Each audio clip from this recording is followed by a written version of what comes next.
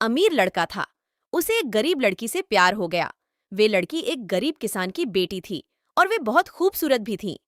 किसान की बेटी सुंदर होने के साथ साथ काफी समझदार भी थी। एक दिन लड़के ने उस लड़की से कहा, मैं तुमसे बहुत प्यार करता हूँ और तुमसे शादी करना चाहता हूँ।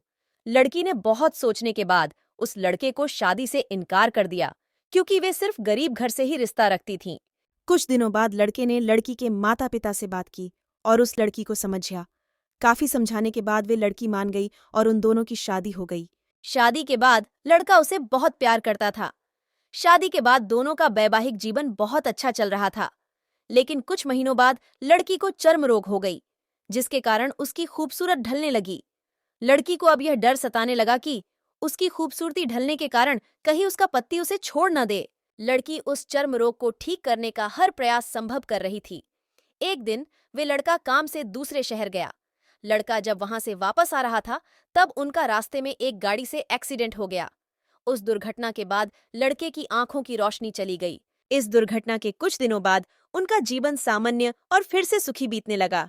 वे लड़की चर्म रोग की वजह से कमजोर और बदसूरत हो गई, लेकिन पति अंधा होने के कारण उनका वैवाहिक जीवन ठीक से चलता रहा और दिखाई न देने के कारण उसका पति उससे पहले की तरह प्यार करने लगा। कुछ साल बाद बीमारी के कारण उस लड़की की मौत हो गई। पत्नी के मौत के बाद वे लड़का अंदर से बहुत दुखी हो गया और उसने शहर छोड़ने का फैसला किया।